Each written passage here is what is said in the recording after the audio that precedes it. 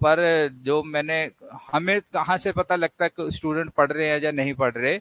जो स्टूडेंट जब एग्जाम देते हैं, हमारे टेस्ट देते हैं, वीकली टेस्ट देते हैं, तो हमारे पास भी रिपोर्ट जनरेट होती है, किस स्टूडेंट ने दिया, कितने दिए, क्या किया, क्या नहीं किया, कितने मार्क्स आए, फिर उसमें उसने इंग्लिश में कितने मार्क्स लिए हैं, उसके रीजनिंग में कितने कर गया, करंट अफेयर में कितने कर रहा है वो। तो उससे हमारे पास भी एक रिपोर्ट सी, हमारे पास भी आइडिया हो जाता है कि ये बच्चे पढ़ रहे हैं, मेहनत कर रहे हैं। इसलिए आपसे भी ये कहता हूं कि आप कभी भी डिमोरलाइज तो होना ही नहीं है कि मेरे नंबर कम आ रहे हैं या नहीं। आप पढ़ोगे, आप टॉपर्स में भी जाओगे, आप टॉपर्स में आओगे, मेरिट में आना शुरू हो जाओगे। ओके। ओके जी, कल हम यहाँ पे थे। अब यहाँ पे ये कुछ बेसिक, आज ये जितनी ज्योग्राफी के कर रहे हैं, ये हर एक स्लाइड एक कॉन्सेप्ट है, हर एक स्लाइड जो है एक कॉन्सेप्ट है। आपको ये कॉन्सेप्ट, और जब आप इसके साथ, सिर्फ ये काफी नहीं है, ये सिंपल ये समझो कि ये काफी नहीं है कि आपने ये स्लाइड देखी और आप कर लोगे। कर्म टिल्लो सत श्री अकाल जी। आपको इसके साथ ध्यान रखना, एनसीईआरटी, एनसीईआरटी जो पढ़नी है, ये नाइन्थ टेंथ तो आप पढ़ ही लो, नाइन्थ टेंथ पढ़ लो। या आप अगर आपको लगता है कि हमारी कोई एग्जाम में वेटेज ज्यादा नहीं है, तो सिक्स सेवन्थ एट्थ पढ़ लो, ठीक है, पर आपको ये पढ़नी ही पढ़नी है। पर जब आप इसको पढ़ लोगे, फिर मैं कहूंगा ये भी सफिशिएंट, एनसीईआरटी पढ़नी भी सफिशिएंट नहीं होती। आपको प्रीवियस ईयर क्वेश्चन पेपर्स जो मॉक टेस्ट है, उस पे आपको टेस्ट करना ही पड़ेगा, आपको वो प्रैक्टिस लेनी ही पड़ेगी। जब आप प्रैक्टिस कर लोगे, फिर आपका माइंड चलना शुरू होगा कि ओके, इस तरह से किया जाता है। ओके। ये मैंने बहुत बार ये ज्योग्राफी पढ़ाया है, पर हर बार मैं यही कहता हूं कि मेरे पढ़ाने पे मत जाओ, ठीक है। मैं आपको इनिशिएशन, आपको कॉन्सेप्ट्स, एक क्लास के टाइम पीरियड में हम जितना दे सकते हैं उसमें मैक्सिमम करने की कोशिश करते हैं, पर आपको ये स्टेप लेने पड़ेंगे जो आपके एंड पे हैं। एनसीईआरटी पढ़नी है आपने, और जितने टेस्ट हम आपको दे रहे हैं, आप प्लीज उनको दो, रेगुलरली दो, और इस इंथुसियाज्म के दो, मोटिवेशन के साथ दो कि मुझे टॉपर बनना है। ओके। अब हम बात करते हैं जी, ये हमारे पास इक्वेटर है, तो इक्वेटर के ऊपर जो सबसे ज्यादा गर्मी होगी, तो वहां पे लो प्रेशर बन जाता है।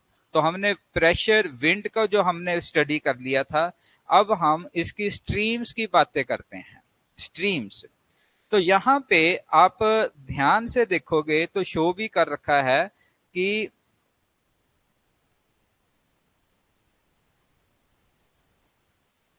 ये रेड कलर में जो लाइंस हैं, ये गर्म पानी की स्ट्रीम्स हैं, गर्म पानी की स्ट्रीम्स।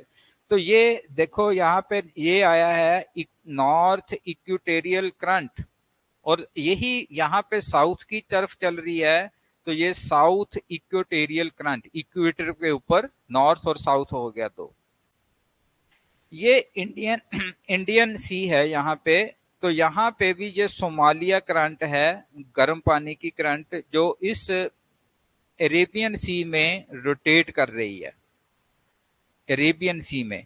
अब यहाँ पे क्योंकि ठंडा, कोल्ड रीजन नहीं है, तो यहाँ पे कोल्ड करंट नहीं है। फिर बे ऑफ बंगाल में भी देखोगे कि यहाँ पे भी ये रोटेट कर रही है, करंट से रोटेट कर रही है, पर गर्म पानी की रोटेट कर रही है। इधर जाओगे, ये वही नॉर्थ इक्वेटोरियल करंट्स आ गई, और ये इधर कुरोशी, ये ऊपर को जा रही है, ये नॉर्थ इक्वेटोरियल, ये गर्म पानी की करंट्स हैं जो सारी गल्फ स्ट्रीम, ये सारी ऊपर की तरफ इस तरह से मूव कर रही हैं। इधर ये इस तरह से नीचे की तरफ मूवमेंट कर रही हैं। मीन्स गर्म पानी की जो करंट्स हैं, उनकी इनिशिएशन जो है वो है इक्वेटर। इक्वेटर से वो पोल्स की तरफ जाने की कोशिश करती हैं, इक्वेटर से वो पोल की तरफ जानी शुरू होंगी, और जो ठंडे पानी की हैं वो पोल्स के तरफ से नीचे की तरफ चलती हैं। जैसे ये ग्रीनलैंड से ऊपर से नीचे आ रही हैं, ये ठंडे पानी की हैं, और इसको हम ये ऊपर से इस तरह से ये आ रही हैं, तो ये ठंडे पानी की हैं। इधर से साउथ पोल से भी ये ऊपर की तरफ ये सारी जा रही हैं। तो इस तरह से आपको एक अंडरस्टैंडिंग होगी कि ये कुछ गल्फ स्ट्रीम्स हैं, किस तरह से मूवमेंट करती हैं। गल्फ स्ट्रीम्स कुछ जगहों पे ठंडा और गर्म पानी की स्ट्रीम्स, यहाँ पे इस इलाके में कोरिया जापान के पास ठंडा इलाका है, वहां पे गर्म और ठंडे पानी की स्ट्रीम्स मिक्स होती हैं। तो उसमें एनवायरनमेंट जनरेट होता है, वहां धुंध काफी हो जाती है, वहां पे मछलियां सबसे ज्यादा होती हैं, इसलिए जापान के एरिया में ये मछलियां सबसे ज्यादा वहां पे मतलब फिशिंग के लिए वो प्रॉपर एरिया पाया जाता है। तो इसमें अब आपको याद करने वाली तो ऐसी कोई नहीं है, पर आप इसको पढ़ोगे तो कौन कौन से पैसिफिक एरिया में कैलिफोर्निया करंट है, नॉर्थ इक्वेटोरियल करंट है, ये इस तरह से आएगा। पर आपको इसकी मैप से आपको अंडरस्टैंडिंग होगी कि ये किस तरह से इसमें मूवमेंट्स हो रही हैं। ओके, तो यहाँ पे मूवमेंट का कॉन्सेप्ट ये है। जिस इलाके के पास से ठंडी स्ट्रीम गुजरती है वहां पे मौसम ठंडा होता है, और जिस पे गर्म स्ट्रीम निकलेगी वहां पे मौसम गर्म होता है। ठीक है, तो इस तरह से जैसे ये ब्राजील के पास से निकल रही है गर्म है, और इधर अफ्रीका की तरफ से जो चल रही है वो ठंडे पानी की करंट है। अब बात करते हैं टाइड्स की।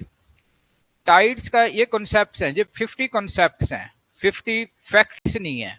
इनमें फैक्ट्स आएंगे, वो आपको पीडीएफ में चले जाएंगे। पीडीएफ में वो पीडीएफ कुछ प्रॉब्लम आ रही है टेक्निकली, वो लोड नहीं हुई।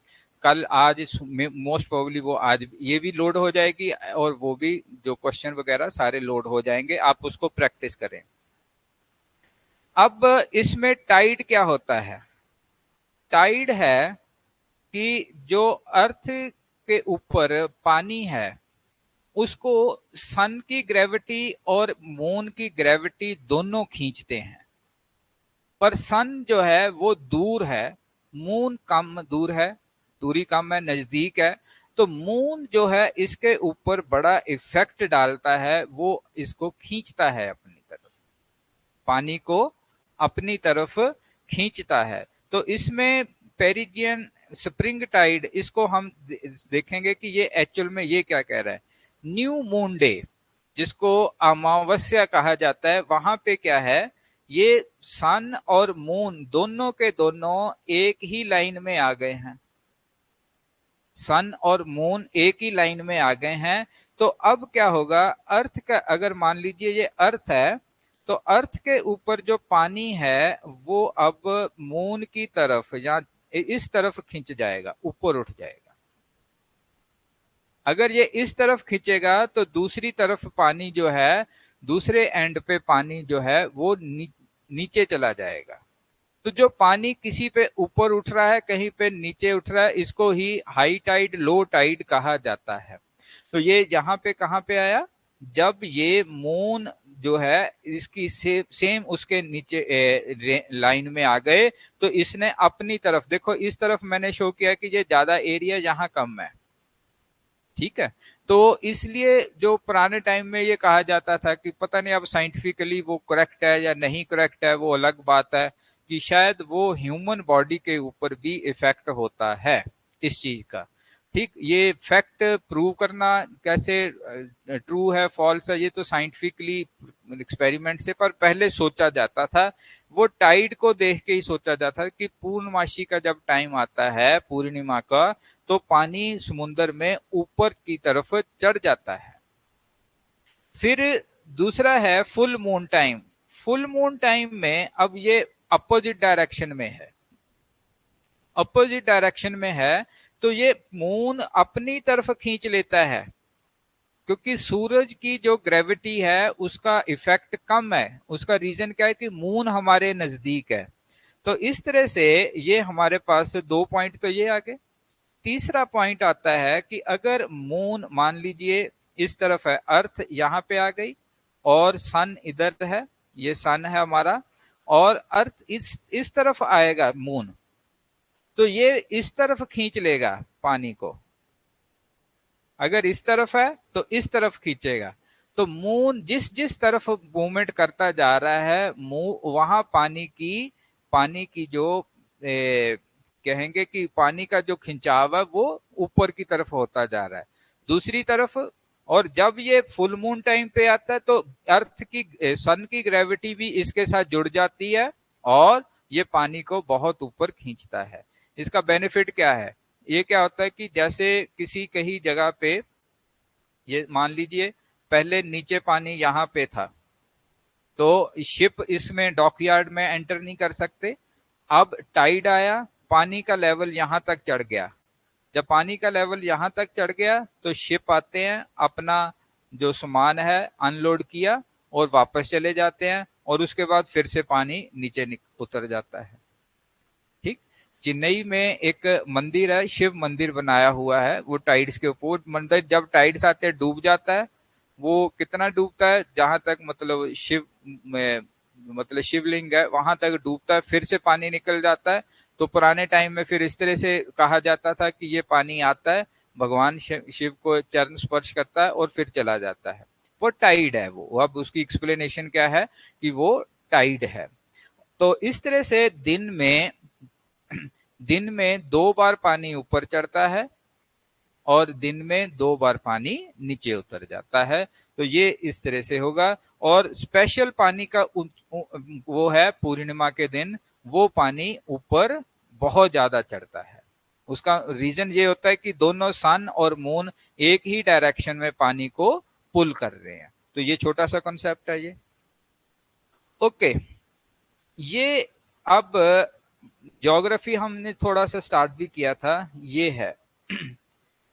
अगर भारत का एक मैप ड्रॉ किया जाए इस तरह से, तो ये ऊपर आप देखोगे ये सारी की सारी रेंज हिमालय ऊपर है।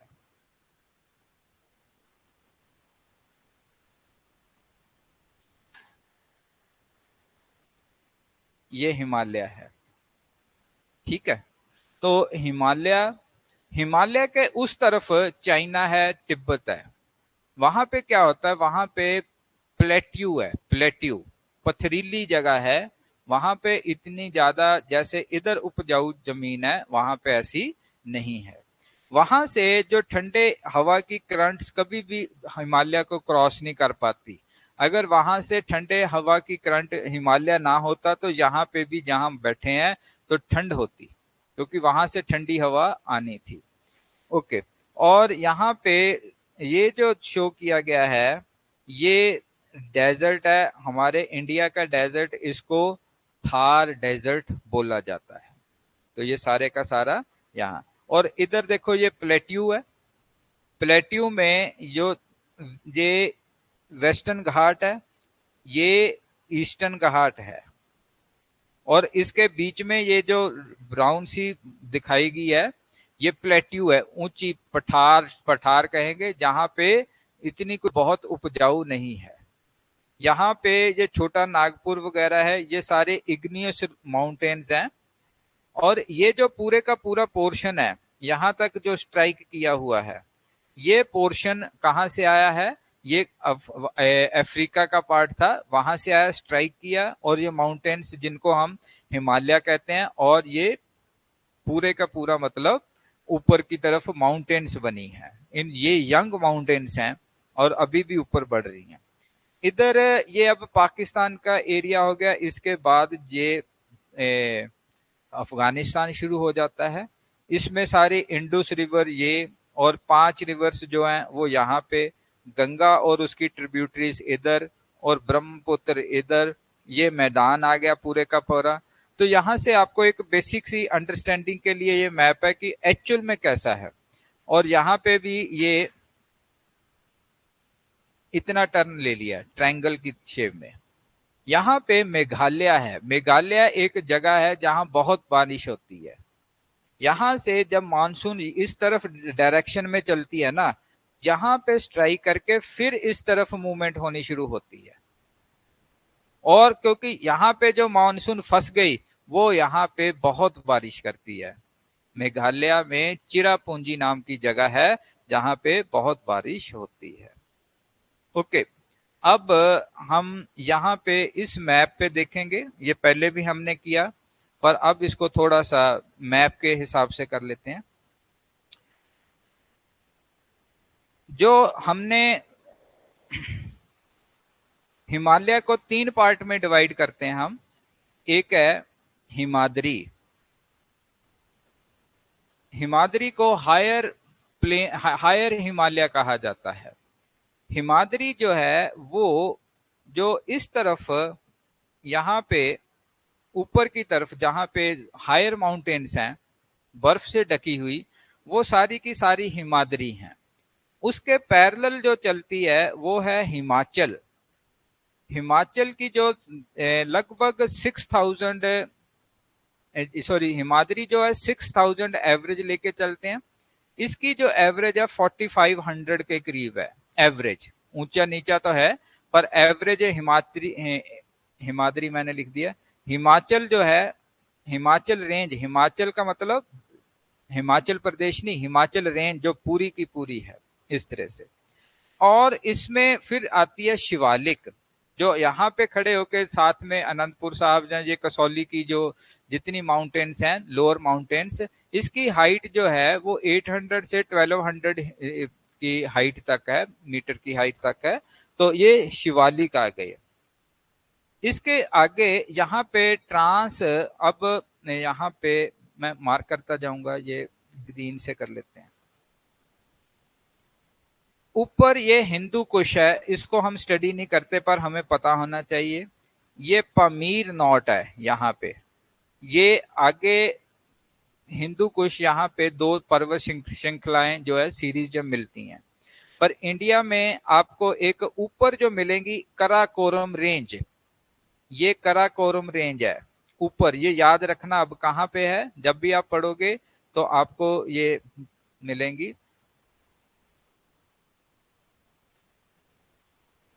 ये कराकोरम रेंज है, ये आई है सारी कराकोरम रेंज।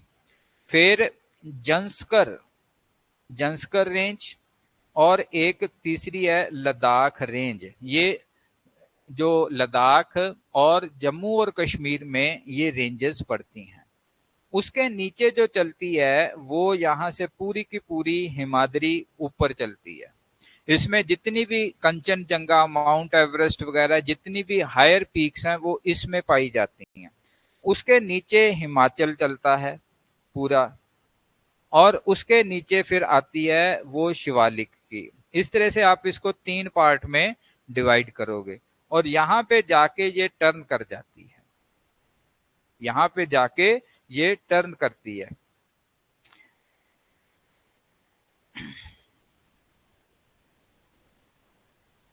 ठीक है, तो ये तो हिमाचल, हिमालय के ये, और सेकंड जो हिमाचल है, हिमाचल रेंज है, उसमें ये सारे शिमला, मसूरी, जितने भी हिल स्टेशन है हमारे, वो बीच की रेंज में है। बीच की रेंज में। और अब इसमें एक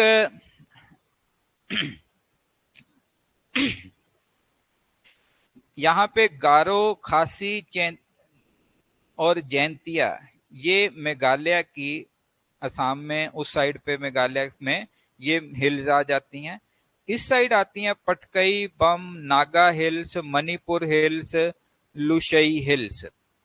ओके, अगर तो आपका 2 तरह के एग्जाम आपके आएंगे। एक तो अगर आपके मतलब कोई एग्जाम दे रहे हो, थोड़ी जो नॉलेज की जरूरत है तो आपको इतना ही है।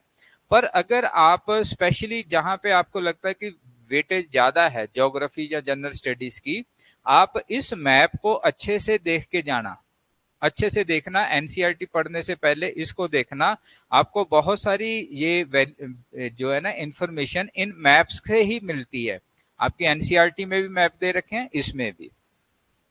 ओके, तो ये हमने उस दिन पढ़ लिया था, इसलिए मैं इसको ज्यादा नहीं करता कि ये सारे के सारे मैप भी आ गए। इसके पूरे के एरिया को पूर्वांचल कहा जाता है, और ये इसके इधर म्यांमार जगह ये आ जाती है।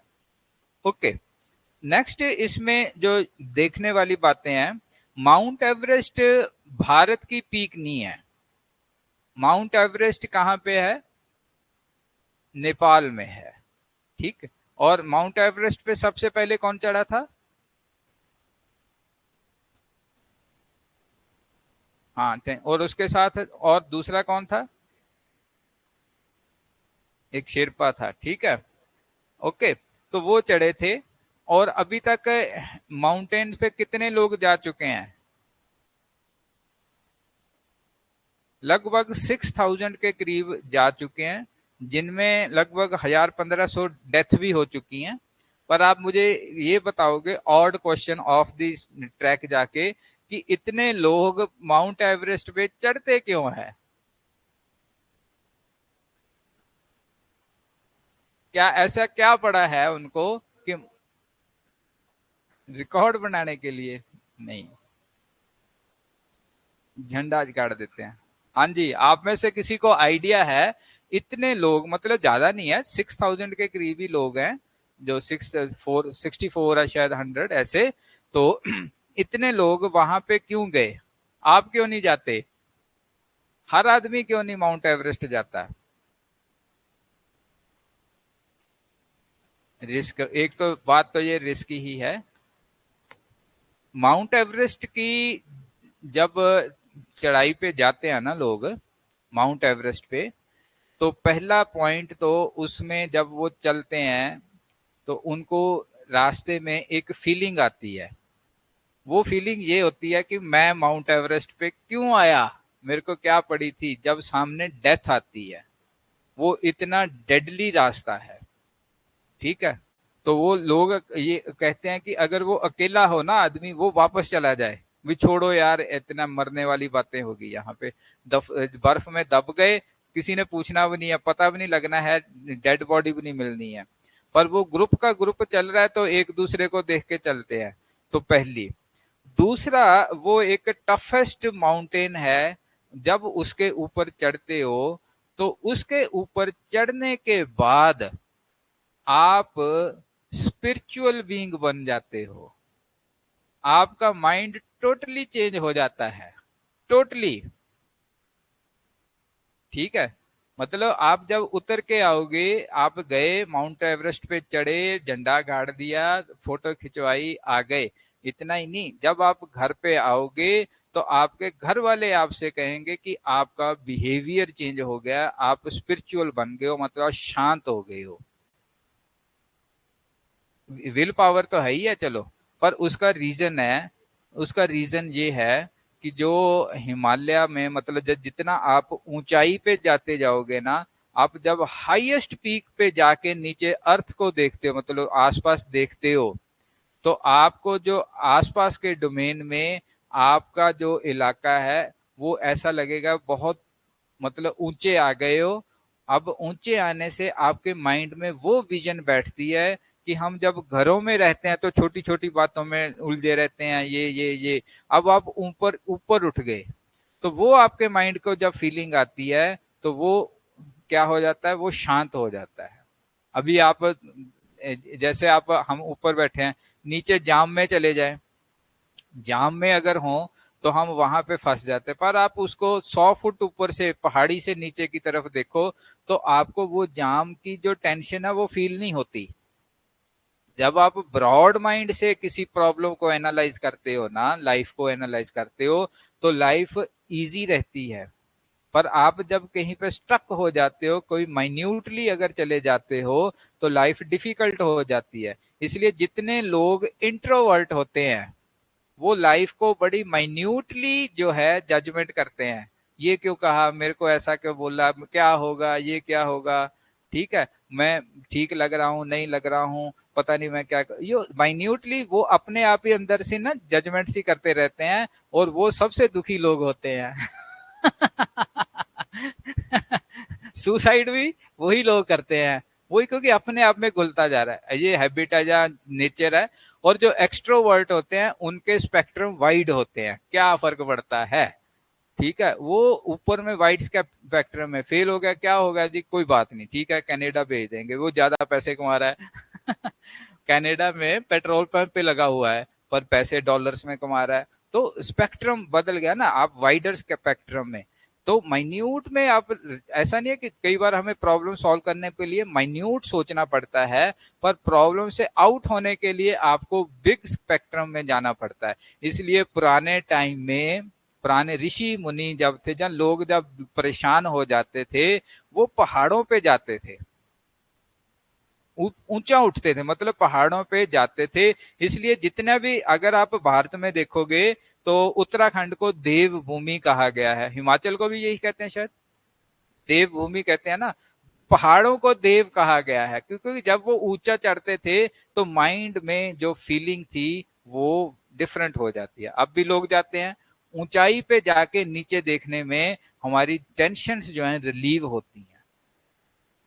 आप ना कभी यहाँ पे जाओ, ये फ्राइडे को पंजाब, चंडीगढ़, हरियाणा, पंचकूला, इधर से लोग ना फ्राइडे नहीं, सैटरडे सैटरडे चले होते हैं, कोई मोटरसाइकिल लेके चला हुआ, गाड़ी लेके चले हैं कसौली शिमला की तरफ, पूरा हाईवे जो है ना इन्हीं से होता है।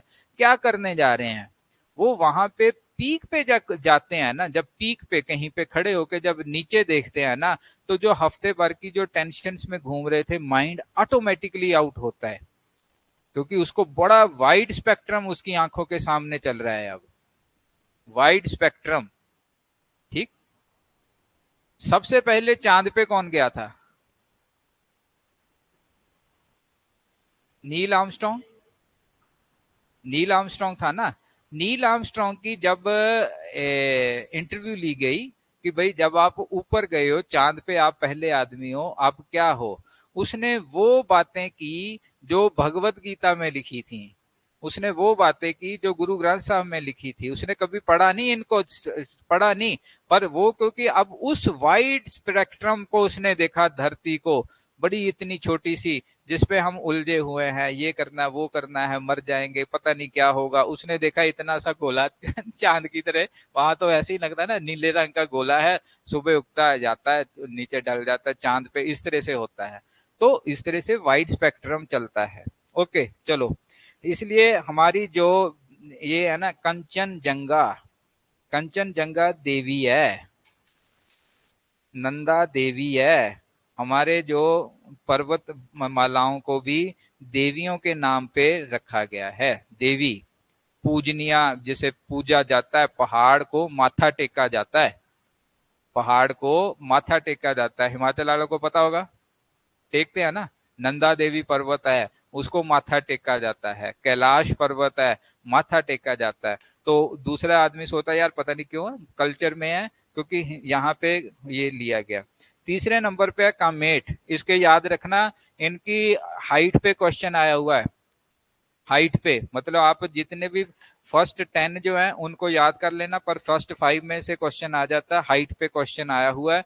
तो कितनी कितनी है, 8 5 8 6, ये सारे आपने याद रखने हैं इसमें। अब आगे जी, ये भी हमने कर लिया था। हिमालय से नीचे उतरते हैं तो जो रीजन आता है वो बहावर आ गया। बहावर पथरीला सा पत्थर है, कंकर है यहाँ पे। ठीक है, यहाँ पे खेती बाड़ी नहीं हो सकती, पेड़ पौधे झाड़ियां वगैरह यहाँ पे उगी होती हैं। यहाँ पे पानी जो है इन पत्थरों के नीचे से चलता है, मतलब यहाँ पे पानी की जो हाइट है ना, मतलब डेप्थ ज्यादा नहीं होती, पानी इनके नीचे से चल के निकल के फिर ऊपर आता है। दूसरा है तेराई का इलाका, तेराई के इलाके में चिकनी मिट्टी होती है, चिकनी, और यहाँ पे जंगल होते हैं, जंगल।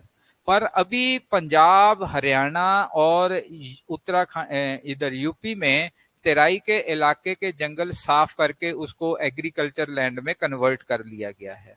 तो ये बड़ी उपजाऊ सी जमीन होती है। ओके, उसके बाद बांगर, बांगर जो एलुवियल सॉइल है उससे बनी हुई जो है बांगर। देन ये जो उठी हुई है जो पानी के समुद्र के किनारों पे खादर ये जमीनें हैं। तो ये मैंने उस दिन डिस्कस कर लिया था।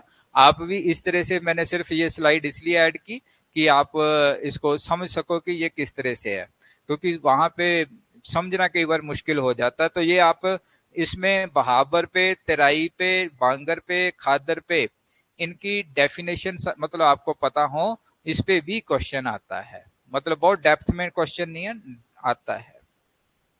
फिर आगे हमने ये किया था प्लेट्यू। प्लेट्यू पे, ये प्लेट्यू अब आप समझ गए हो ना। प्लेट्यू का मतलब है ऊंची उठी हुई जमीन, जिसकी ज्यादा हाइट नहीं है, 600 से लेके 1200 तक की हाइट है, पर उसके बाद ऊपर ऊपर ऊंची नीची जमीन है, पथरीली सी जमीन है वो। तो ये एक तो छोटा नागपुर प्लेट्यू है। उस दिन प्लेट्यू भी हमने पढ़े थे, पर मैं इसको थोड़ा सा फिर से लेके जाता हूँ। प्लेट्यू है छोटा Nagpur plateau, Malwa plateau, Marwar plateau, और इसमें ये बुंदेलखंड, ये बघेलखंड, ये ऊंचे कुछ प्लेट्यू है। इनमें जो छोटा नागपुर प्लेट्यू है ना, इस रीजन में, रांची के आसपास इस रीजन में मैक्सिमम जो मिनरल्स हमारे वहां पे मिलते हैं, मैक्सिमम मिनरल्स जो हैं वो वहां पे मिलते हैं। और ये सारे के सारे इग्नियस प्लेट्यूस हैं, मतलब ज्वालामुखियों से निकले हुए हैं। अब वो एक्सटिंक्ट हो गए हैं।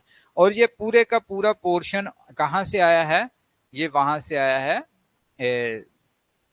अपने अफ्रीका से।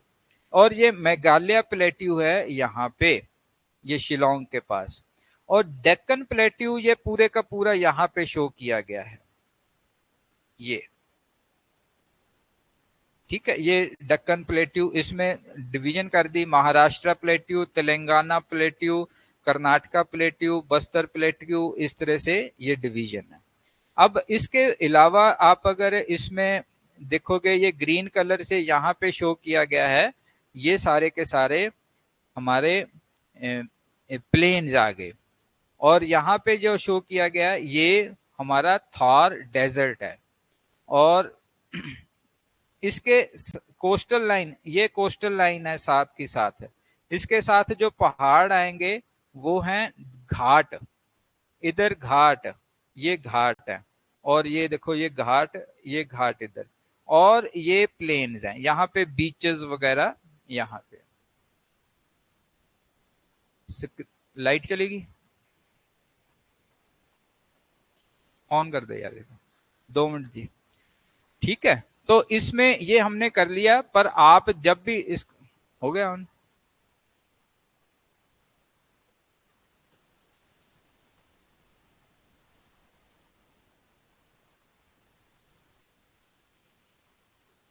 नहीं हो रही? अच्छे बैठ जाओ, आहिस्ते कर लो।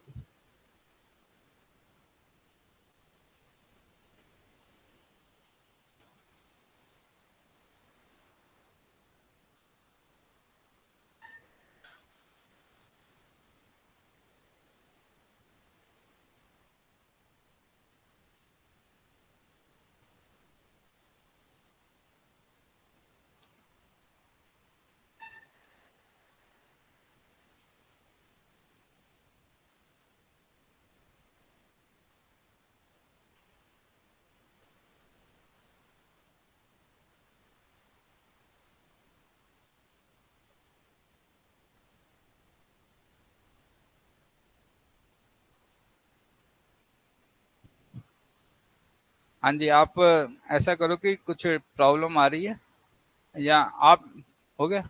चलो जी, ठीक है जी, होगी, ठीक होगी।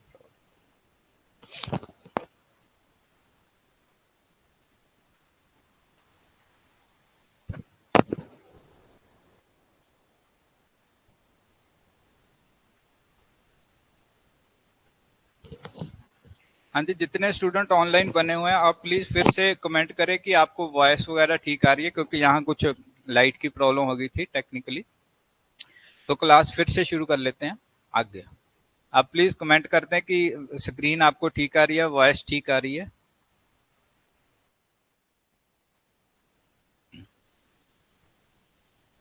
चलो ठीक है जी, ओके। ओके।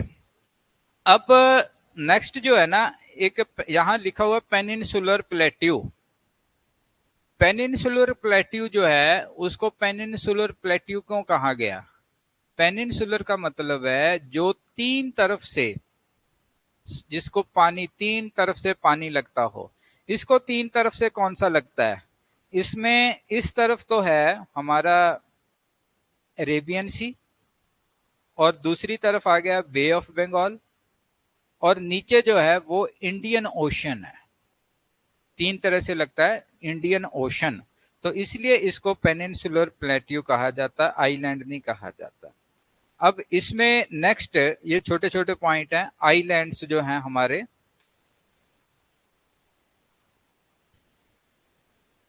इसको दो पार्ट में करते हैं। ये एक इधर, दूसरी एक तो हमारा अंडमान निकोबार है आइलैंड, इस तरफ ऊपर के पोर्शन को अंडमान, नीचे को निकोबार कहा जाता है, दो तरह से। और ये जो पूरा ग्रुप है इसको लक्षद्वीप कहा जाता है, लक्षद्वीप्स। ठीक है, तो ये हमारे यहाँ पे जब हम कोस्टल लाइन लेते हैं तो इन दोनों की भी कोस्टल लाइन काउंट की जाती है। मेजर रिवर्स, रिवर्स पे बड़े क्वेश्चंस आते हैं, बहुत ज्यादा क्वेश्चंस रिवर्स के ऊपर बनते हैं। ठीक, और इसकी जितने भी ये आप ज्योग्राफी करोगे, ज्योग्राफी में आप अगर आपको प्रैक्टिस करने को कहा जाए ना, तो आप वो मैप ले लेना। मैप के ऊपर अगर आप ड्रा कर सकते हो, बस उतनी प्रैक्टिस, मतलब मैप को आप बिना देखे, जैसे आपके क्वेश्चन आते थे ना 10th तक कि मैप में आता थी इसको गंगा रिवर ड्रॉ करो, कहाँ से आया कहाँ से जा रहा है। ठीक है, उस तरह से आपको प्रैक्टिस करनी है, तो एक बार आप करोगे आपको ये याद होने शुरू हो जाते हैं, इसमें कोई प्रॉब्लम नहीं है। सबसे पहले जो इंडस रिवर है वो यहां से ये जा रहा है, इंडस रिवर। इंडस रिवर जो है, क्योंकि हिमालय का रिवर है और इस कॉन्टिनेंट का रिवर है, इसलिए ये मत कहना कि ये पाकिस्तान में चला गया है, हम नहीं पढ़ते। नहीं, इस पे भी क्वेश्चन आता है, क्योंकि भारत में एक इंडिया में फीलिंग है ये भारत में कि ये कभी जो पाकिस्तान है ना आज का, अफगानिस्तान तक, पाकिस्तान, नेपाल, भूटान, बांग्लादेश, ये भारत का ही हिस्सा थे ना। तो इनको इंडिया में ये एक नोशन है, हो सकता सच हो या नहीं हो आगे जाके, कि किसी दिन ये वापस इसमें इंडिया में आ जाएंगे।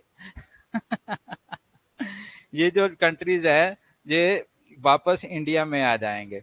ओके, चलो आएंगे नहीं आएंगे। फिर एक आती है जेलम, ये जेलम जा रही है, चेनाब, रावी, ब्यास, और ये सतलुज, इस तरह से ये आ गया। सतलुज भी यहां से आती है। ठीक, तो ये पांच नदियां प्रोमिनेंट, इनको हम ट्रिब्यूटरी ऑफ इंडस रिवर कहते हैं। इंडस रिवर की सहायक नदियां, पांच नदियां ये। ठीक है, ये पंजाब की होगी, और ये सारी की सारी किस डायरेक्शन में जा रही हैं? ये अरेबियन सी की तरफ जा रही हैं। इसका मतलब इस तरफ की ढलान जो है अरेबियन सी की तरफ है। पर जो अगर आप यहाँ पे देखोगे, दूसरा ये गंगोत्री से, उत्तराखंड से निकलने वाली नदी है गंगा नदी, और ये गंगा नदी जाती जाती यहां से ये यहाँ पे समुन्द्र में इस तरह से जा रही है। तो ये गंगा नदी है। गंगा नदी की सबसे बड़ी ट्रिब्यूटरी जो है वो यमुना है, जो इसके पैरेलल चलती है और उत्तर प्रदेश में जाके फिर से इसमें एंटर कर जाती है, मतलब पैरेलल चलती है, इसमें मिल जाती है। इसके अंदर जो कुछ बानास, चंबल, चंबल नदी ये जा रही है, पार्वती नदी, बेटवा नदी, ये नाम याद होने चाहिए। ठीक है, ये नाम याद होने चाहिए। बेटवा, चंबल, पार्वती, बानास नदी, ये नदियां यमुना में मिलती हैं। फिर यमुना से फिर वो आगे जाके यमुना के साथ गंगा में मिल जाती हैं। फिर सोन नदी है, ये अमरकंटक से निकली है, ये इस इधर चली गई। ऊपर से भी कुछ नदियां आ रही हैं, गोमती, घाघरा, गंडक, कोसी, कल बात कर रहे थे ना, कोसी, कोसी नदी, एक तीस्ता नदी इधर है, मानस नदी, ब्रह्मपुत्र नदी। ये ब्रह्मपुत्र तो बहुत बड़ी नदी है,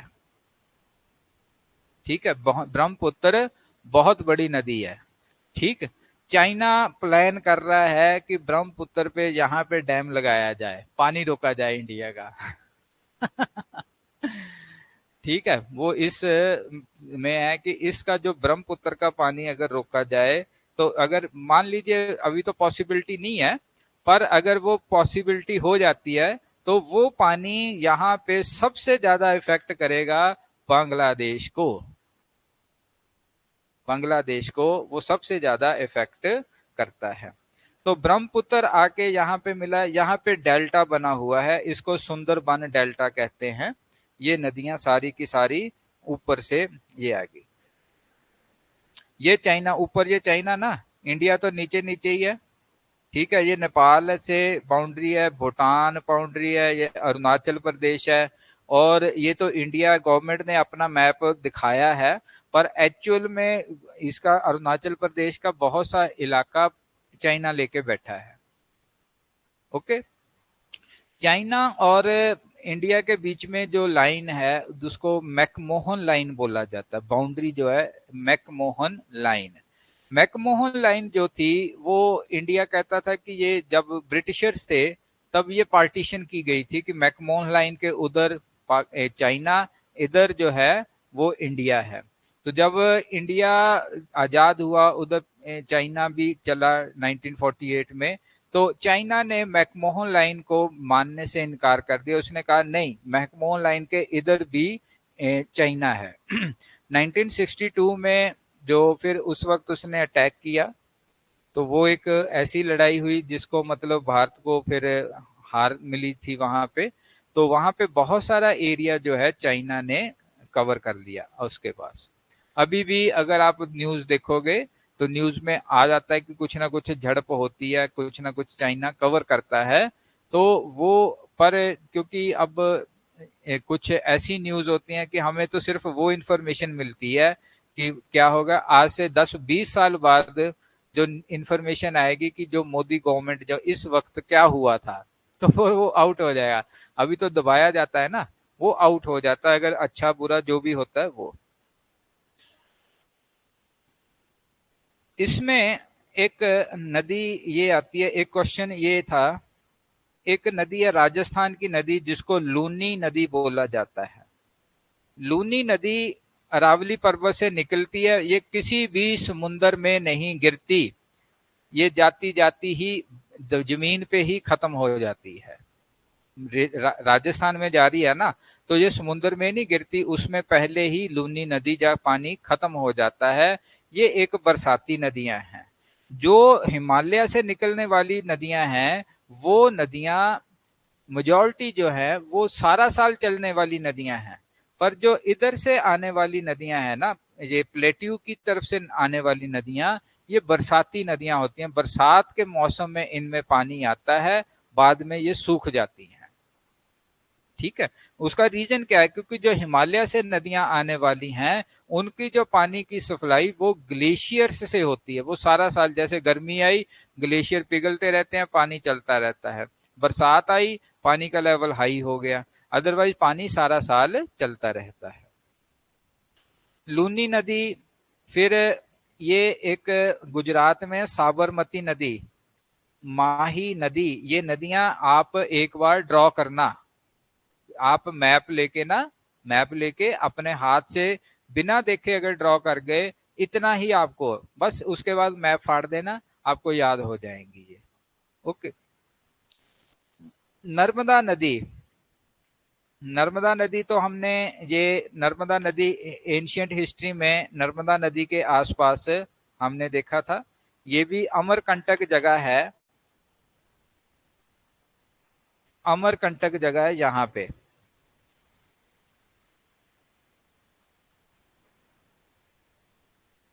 यहाँ पे अमरकंटक जगह है, अमरकंटक से दो नदियां निकलती हैं, एक ऊपर की तरफ सोन नदी चली गई, और एक मतलब एक ही जगह से निकलने वाली दो नदियां, दोनों की डायरेक्शन उल्टी है।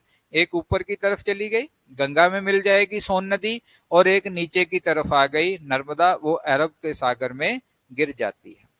फिर ताप्ती नदी, ये इसके साथ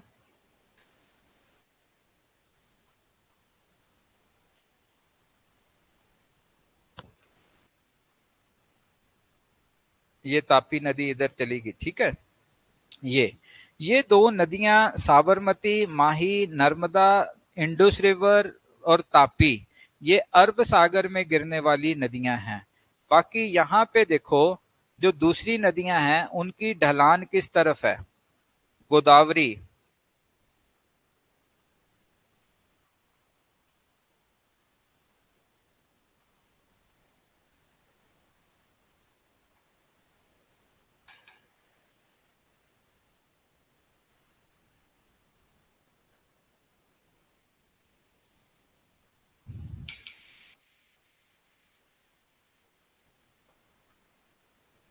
ये गोदावरी, और ये यहाँ पे एंटर करेगी। गोदावरी में जितनी भी इसकी सहायक नदियां हैं, वेरांगुरु, वेरांगंगा, इरावती, ये इसकी सहायक नदियां हैं। इनको आप सहायक नदियों तक की डिटेल आप जाना, नदियां जितनी भी हैं।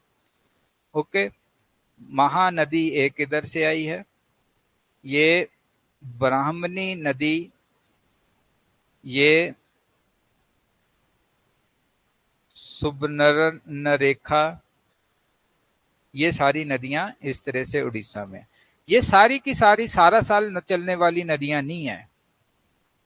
ये नदियां सारा साल चलने वाली नहीं है, बरसात के मौसम में चलने वाली नदियां। बरसात के, अगर बरसात नहीं होगी, ज्यादा होगी तो ज्यादा देर चली जाती हैं, नहीं होगी तो ये पानी इनमें कम हो जाता है।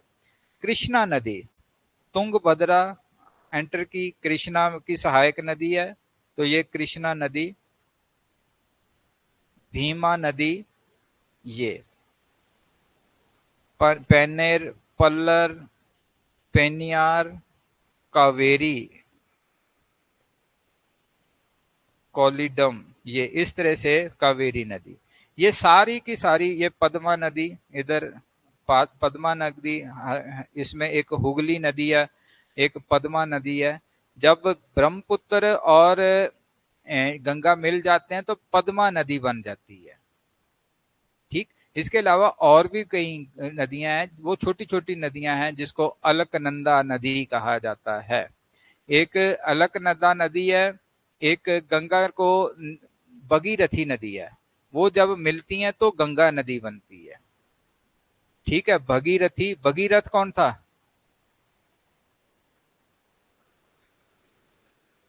पहले गंगा नहीं होती थी?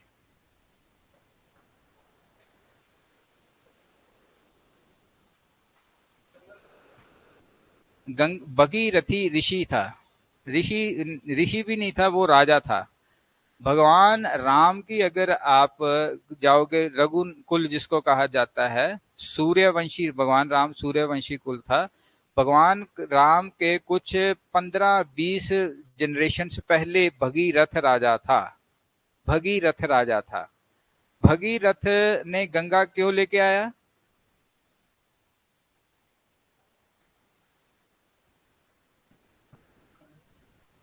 गंगा को क्यों लेके आया? हाँ जी, भाई पढ़ लिया करो, कुछ सुन लिया करो। ये ऐसा नहीं है, मैं इनको, पता क्या है, क्योंकि अगर इंडिया की हिस्ट्री आप पढ़ोगे तो थोड़ा सा आपको बैकग्राउंड में अगर जाओगे तो पता रहेगा कि ये नाम क्यों है। भगीरथी के भाई मार दिए गए, 100 के करीब बेटे थे, जब भाई मार दिए थे किसी ने, तो वो उसका संस्कार हो गया। उनके उस वक्त जो जलाया गया, जला के राख को ऐसे ढेर लगा दिए गए, ढेर लगा दिए गए। तो उस 100 ढेर लग गए, 100 भाई कहते मरे थे। तो उसने किसी से पूछा कि भाई, ये किसी ऋषि से पूछा कि मैंने तो चलो दुनिया देखी है, इन मेरे भाइयों ने या मेरे बच्चों ने दुनिया नहीं देखी, ये क्या होगा, इसका क्या कैसे क्या होना चाहिए, मतलब कि ये भी तो दुनिया देख लेते, छोटे छोटे किसी ने मार दिए हैं। तो वो ऋषि जो था उसने कहा कि तू तपस्या कर।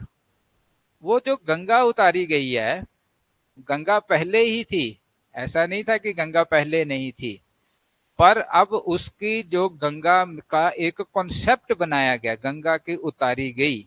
उसके बाद वो जो अस्थियां थी वो जब गंगा नीचे उतरी है, मतलब अब गंगा, उसमें अस्थियां प्रवाहित की गई। जब अस्थियां प्रवाहित की गई, अब उनके इस इसलिए प्रवाहित की गई कि अब इनको एक नई जिंदगी कभी मिलेगी। तो रीबर्थ का कॉन्सेप्ट शुरू हुआ। पहले गंगा में, अब तो गंगा में सारे जितने भी है गंगा में ही प्रवाहित करते हैं ना, ठीक है। जब इसीलिए भगीरथ से पहले प्रवाहित नहीं किया, कब तब ये कॉन्सेप्ट, गंगा का कॉन्सेप्ट नहीं था। तो उसके बाद ये कॉन्सेप्ट शुरू हुआ कि जो हम प्रवाहित करते हैं तो इससे अब एक नेक्स्ट लाइफ इनको मिलेगी, तो 100 बच्चों को नेक्स्ट लाइफ देने। तो वही जो आज हम रीबर्थ का कॉन्सेप्ट समझते जा रहे हैं ना, वो रीबर्थ का कॉन्सेप्ट उस बार के बाद फिर हम में आता है। पर अब फिर दूसरी बात भी है कि मुक्ति है, पवित्र नदी है, उसमें जाने से मुक्ति है, क्योंकि उसके आसपास तीर्थ स्थान भी हैं, तीर्थ स्थान भी आ गए हैं। ठीक, तो इसलिए अगर आप पीछे जाओगे ना तो वो दो नदियां हैं, अलकनंदा और भगीरथी नदी। वो भगीरथी नदी लेके आया था, भगीरथी नदी और अलकनंदा मिली तो उसको गंगा कहा गया है। तो वो दोनों नदियां हैं। पर अगर आप इनको इंडियन मतलब कल्चर को नहीं समझोगे तो आपको ये चीजें, मतलब अगर मैं किसी अंग्रेज को ये समझाऊं कि भाई ऐसा होता है, तो वो कहेगा है ऐसा होता है, वो नहीं समझेगा। पर हमें पता है कि क्योंकि हमारे कल्चर में ये चीजें आती हैं।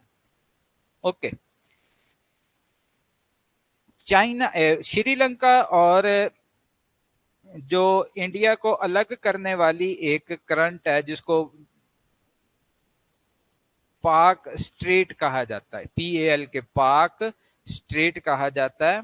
ये खाड़ी है जिसको गल्फ कहा जाता है ये, ठीक है, पाक स्ट्रेट, इसको याद रखना। और इधर दो तीन ही है, एक है गल्फ ऑफ कच्छ। ये जो आप अगर पाकिस्तान गुजरात की तरफ जाओगे तो ये जो है अंदर की तरफ पानी आ गया, ये बाउंड हो गया है, यहाँ पे अब फंस गया है। जहां पानी फंस जाता है ना उसको गल्फ कहा जाता है, उसको गल्फ कहा जाता है। ओपन में गल्फ नहीं कहा जाता। यहाँ पे अंदर की तरफ पानी चला गया है, इसको गल्फ ऑफ खंबात कहा गया, गल्फ ऑफ खंबात। और इस रीजन में जो पानी की मूवमेंट फंसी है इसके आसपास, वो जो है उसको पाक वे या पाक स्ट्रेट भी कहा जाता है, जिससे इसमें बे ऑफ बंगाल से लोग अरेबियन सी में जाते हैं। इंडिया का लास्ट पॉइंट कौन सा है? कन्याकुमारी, कन्याकुमारी। रामेश्वरम, रामेश्वरम में क्या हुआ था? हाँ जी, आपको पता है रामेश्वरम में क्या हुआ था?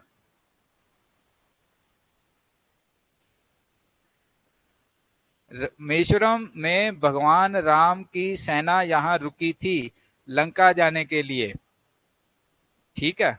तो यहाँ पे उसने, भगवान राम ने फिर भगवान शिव की आराधना की थी। वो शिव की आराधना करने के बाद वहां पे एक बहुत मशहूर मंदिर है रामेश्वरम, राम के ईश्वर भगवान शिव, उनका मंदिर है। और दूसरा यहाँ पे डॉक्टर APJ अब्दुल कलाम का बर्थ प्लेस भी रामेश्वरम है, ठीक है। इसलिए भी अब वो मशहूर हो गई है डॉक्टर APJ अब्दुल कलाम की। यहाँ पे एक लाइन है, मतलब जहां से जो जैसे ये ना वो ऊपर सैटेलाइट पे भी नजर आती है, जिसको सेतु कहा जाता है, राम सेतु कहा जाता है, ठीक। अब वहां पे तैरते हैं, कैसे तैरते हैं? वो एक था, अगर पानी थोड़ा सा नीचे उतर जाए ना, पानी, समुन्द्र का पानी थोड़ा सा नीचे उतर जाए तो वो उसके ऊपर आप पूरी की पूरी श्रीलंका में जा सकते हो, श्रीलंका में जा सकते हो। ये पानी हमेशा से ही ऊपर नहीं होता, पहले जो इंडिया के जो इस तरफ का ये जो इलाका है ना, ये और श्रीलंका, ये सारे का सारा पानी नहीं था, जमीन थी। ये पानी नहीं था, जमीन थी। पर तब क्या था, बहुत, ये लाखों साल पुरानी बात है कि ये साइंटिस्टों ने निकाल, तब आइस एज थी, आइस एज। आइस एज में पूरा पानी जो था ना, मैक्सिमम वो जमा हुआ था ग्लेशियर में, पोल्स के ऊपर जमा हुआ था। ठीक। फिर जैसे ही वहां पे, तब भी लोग यहाँ पे थे तो नीचे रहते थे, नीचे।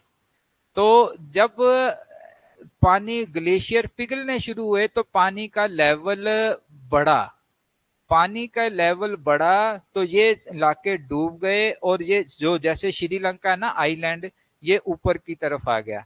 तो कुछ लोग यहाँ से फिर भागे, निकले, जो बच सकते थे वो ऊपर इस तरफ आए, इस तरफ आए। इसलिए जब श्राद्ध में दक्षिण की तरफ मुंह करके माथा टेका जाता है, वो इसलिए टेका जाता है कि हमारे जो पूर्वज थे वो दक्षिण से आए थे। ठीक है। हमारे जो श्राद्ध करते हैं ना, श्राद्ध में अब तो चलो हम तो कम हो गया, इधर कम हो गया, पर जो करते हैं वो दक्षिण की तरफ जो है उसका जो मुंह है किया करके, दक्षिण की तरफ, वो दक्षिण से हमारे पूर्वज आए, फिर इधर से निकले जिधर भी गए, तो ये हजारों। तो ये पानी आना, जो ये अगर आप उनको पढ़ोगे, क्रिश्चियन यहूदियों को पढ़ोगे, उनमें भी एक स्टोरी आती है कि जब पानी ऊपर उठा, तो पानी ऊपर उठने से फिर वो कैसे, उनका एक नोहा की कहानी आती है, नोहा ने कैसे बचाया। हमारे भी यहाँ कहानी आती है कि समुन्द्र में निकले तो फिर किस तरह से आए। ठीक है। तो ये पुरानी कहानियां, इनको जो अब ये जो पुरानी कहानियां थी, अब इनके कोई एविडेंसेस थोड़ो है, पर अब जो साइंस जो खोज करती है, तो फिर हमें तब आइडिया लगाते हैं कि अच्छा, तब शायद ऐसा हुआ होगा, हमारी कहानी वहां से इस तरह से बनी होगी, जो मिथ है आज हम मिथ कहते हैं, किसी तरह से चला होगा। तो ये हो गया जी। ओके। Climate region. भारत में कितने तरह के, भारत को एक मानसून का देश कहा जाता है, क्यों कहा जाता है? इसमें और भी तो मौसम है मानसून के अलावा, पर जो इसको देश कहा जाता है वो मानसून का कहा जाता है, क्योंकि भारत को मानसून सबसे ज्यादा इफेक्ट करती है। यहाँ पे पूरे इंडिया को मानसून इफेक्ट करती है।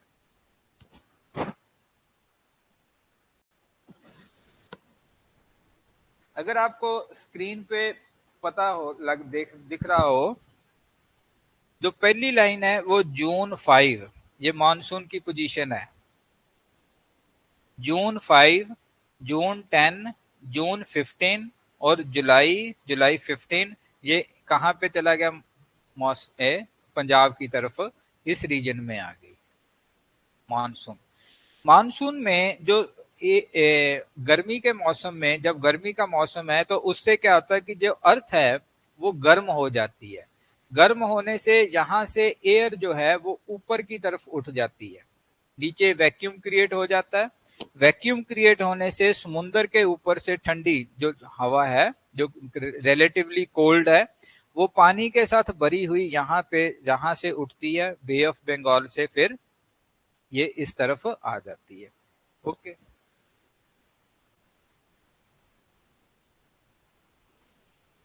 9 स्टूडेंट बने हुए हैं जी, बाकी चले गए।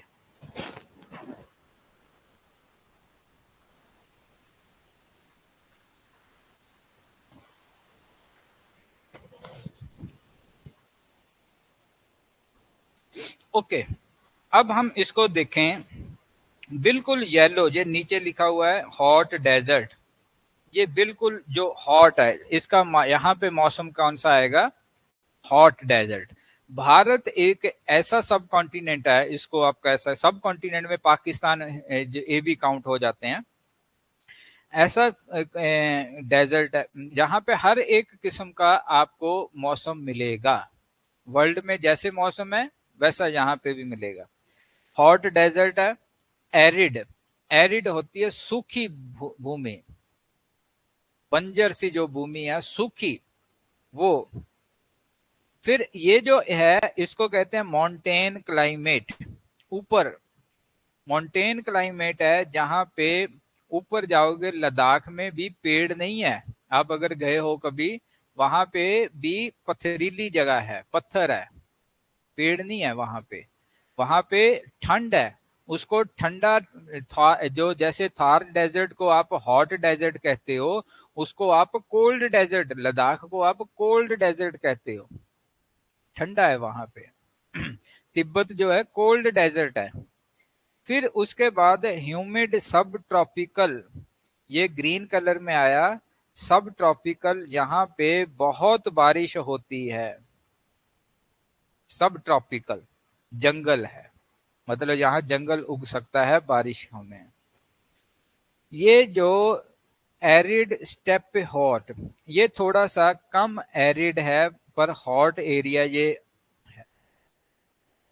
तो इसमें अब कौन सा आ गया है, इसमें एरिया आया है पंजाब, हरियाणा और राजस्थान से आसपास लगने वाला एरिया, ये सारा इसके साथ आ गया है। Tropical savanna wet and dry, ये है ट्रॉपिकल सवाना है, वेट एंड ड्राई। ये यहाँ पे मतलब जब बरसात होती है वेट का आ जाता है, जब सूखा है तो सूखा, बिल्कुल सूखा मौसम बन जाता है। ठीक है जी। फिर ट्रॉपिकल मानसून, ट्रॉपिकल मानसून जो है यहाँ पे वेस्टर्न घाट पे जो ट्रॉपिकल मानसून है, जिसको कहा जाता है कि हर रोज ही मानसून आती है और वहां बारिश करती है।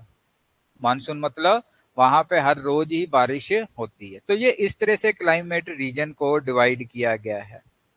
मानसून की नॉर्मल डेट्स ये है जून 1 से शुरू होती है, जुलाई तक वो पंजाब में इस तरह से पहुंचती है। तो इस तरह से आपको थोड़ा सा ये भी पता होना चाहिए कि किस किस तरह से हमारा इलाका कौन सा है। ये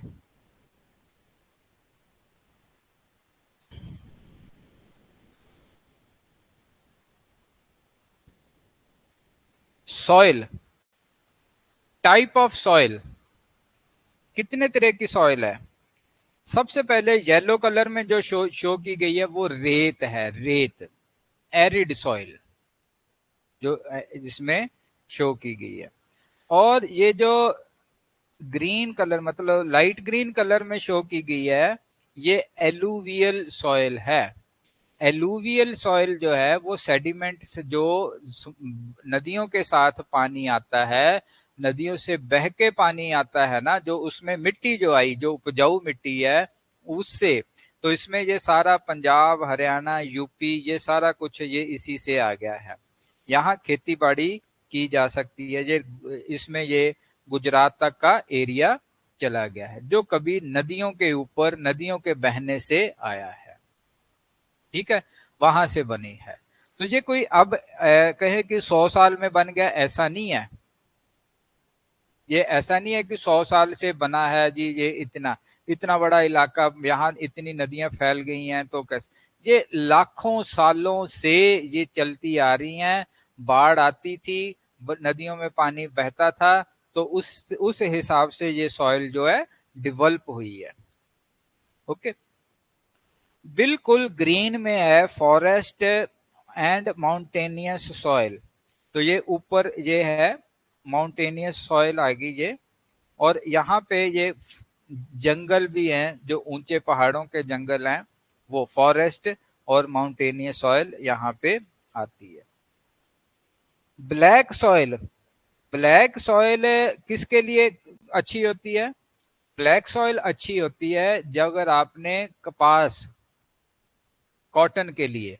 तो यहाँ पे महाराष्ट्र में कॉटन सबसे ज्यादा मिलती है, इसलिए जो टेक्सटाइल मिल्स भी कहाँ पे हैं, महाराष्ट्र में ज्यादा हैं।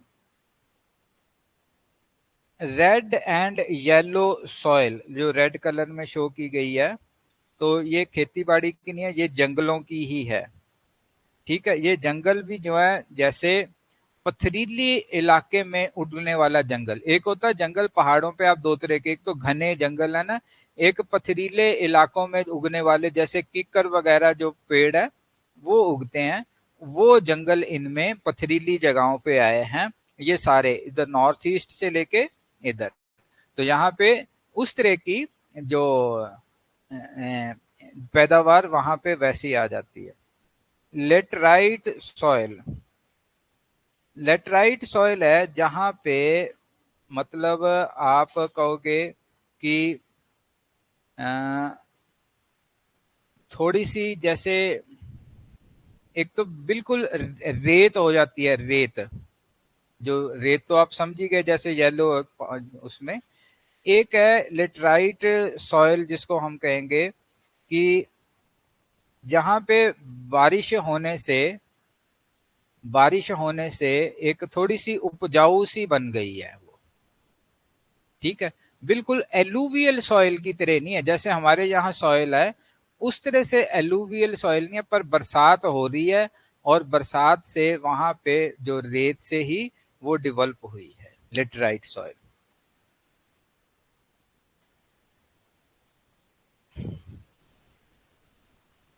नेचुरल वेजिटेशन,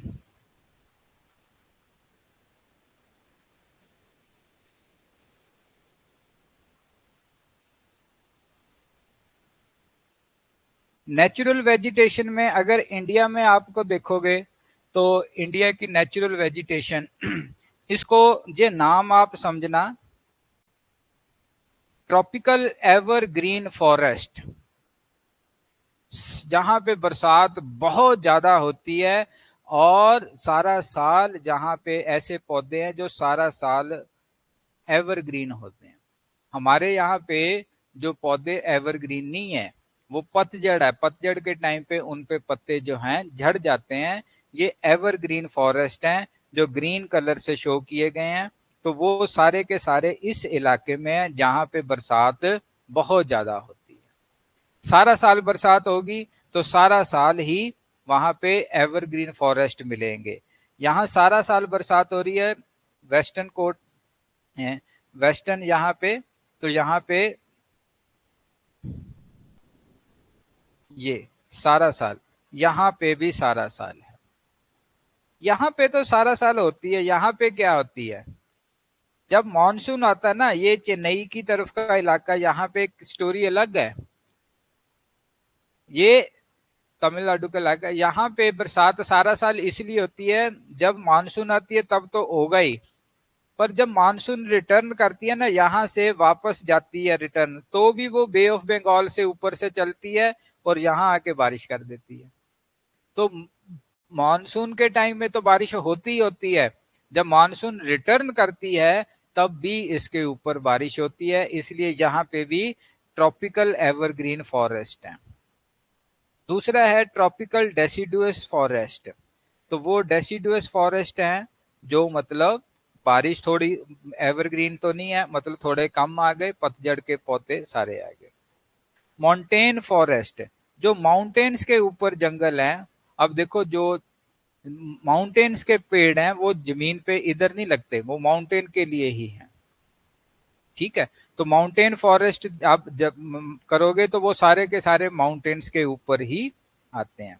मैनग्रोव फॉरेस्ट, ये जो मैनग्रोव फॉरेस्ट है यहाँ पे समुद्र के किनारे पे, यहाँ कहीं पे, ये सारे के सारे मैनग्रोव कहते हैं दलदल में उगने वाले, दलदल, दलदली इलाका, दलदल में जहां पे क्या है, यहाँ पे सुंदरबन डेल्टा बनता है, पानी सारा साल गंगा का इसमें चलता है, दलदली जमीन है, वहां पे जड़ें जो पौधे होते हैं ना, वो जमीन से जड़ें इस तरह से ऊपर को उठी होती हैं, तो जब पानी चढ़ जाता है, पानी आता है तो वो जड़ें तक डूब जाता है, फिर नीचे निकल जाते हैं, तो इस तरह के फॉरेस्ट हैं। सुंदरबन फॉरेस्ट सारे का सारा मैनग्रोव फॉरेस्ट है।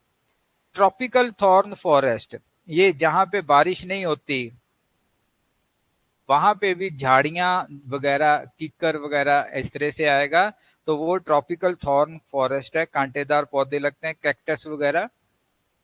इसमें भी यहाँ पे ये एरिया अंदर का ये है ट्रॉपिकल थॉर्न फॉरेस्ट है, यहाँ पे बारिश नहीं होती।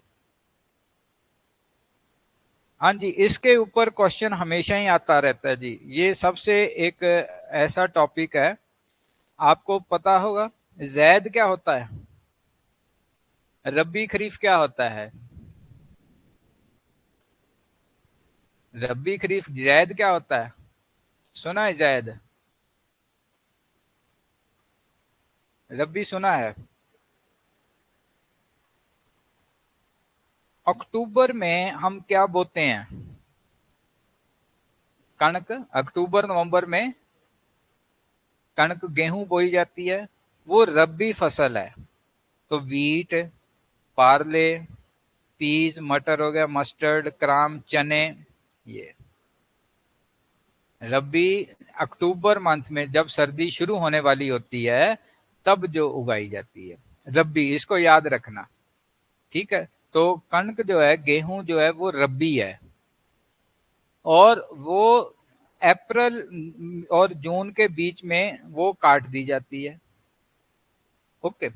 खरीफ है वो जून और जुलाई में बोई जाएगी और सितंबर अक्टूबर तक काट दी जाएगी। ये इसमें चावल आ गया, राइस। राइस के लिए मानसून चाहिए होता है, तो वो लगभग जून जुलाई में मानसून आता है। जून जुलाई में मानसून आएगा तो वो पानी ज्यादा होगा, तो उससे चावल याद रखना, चावल जो है खरीफ। ये तो रबी फसल जो है पंजाब, हरियाणा, हिमाचल प्रदेश, जम्मू कश्मीर, उत्तराखंड, उत्तर प्रदेश, ये आ गए। ठीक है। खरीफ के लिए जो मेजर हैं, Assam, West Bengal, coastal region of Orissa, Andhra Pradesh, Telangana, Tamil Nadu, Kerala, Maharashtra. और अब दूसरा, अब आप कहोगे कि पंजाब में भी तो अब खरीफ है, पंजाब हरियाणा में भी तो खरीफ है। पुराने टाइम में पंजाब में चावल नहीं उगाए जाते थे, इसलिए कहा जाता है ना, पंजाब वाले कहते हैं जी हम अब तो खाने लग गए हैं सारे, क्योंकि अब यहाँ पे उगता भी है। पहले लोग कहते थे कि चावल उधर के लोग खाते हैं, मतलब बिहार साइड के लोग चावल खाते हैं, इधर नहीं खाते थे पुराने टाइम में, आज से 150-200 साल पहले। ठीक है। ये जब से नहरें आई हैं ना पंजाब में, नहरें आने से पानी की अवेलेबिलिटी बढ़ने से जो खरीफ फसलें उनकी पैदावार बढ़ाई। ठीक है, ये इनिशिएटिव लिया गया ब्रिटिशर्स के टाइम पे, कि जैसे जैसे नहरें बढ़ती गई, पानी की अवेलेबिलिटी बढ़ती गई, उससे ये फसल जो आई है। जैद जो है, जैद ये मार्च और जुलाई के बीच, मतलब रबी और खरीफ के बीच का जो थोड़ा सा टाइम है, उसमें कुछ सीजनल फ्रूट लगा लिए, वेजिटेबल लगा लिया, चारा लगा लिया, तो ये सारा लगा लिया, इसको तीसरी फसल कहते हैं। ये नॉर्दर्न मतलब उत्तर भारत में या नॉर्थ वेस्ट स्टेट्स में ये आती है। तो तीनों फसलें होगी। ठीक। तो इस तरह से ये cropping season in India, Bharat का जो क्रॉपिंग सीजन है, इस पे बहुत क्वेश्चन, मतलब एक जनरल सा क्वेश्चन अगर किसी ने पूछना ना, तो वो खरीफ के, रबी पे, जैद पे, ये कोई ना कोई क्वेश्चन आपसे पूछे जाएंगे। कैश क्रॉप्स कौन सी होती हैं?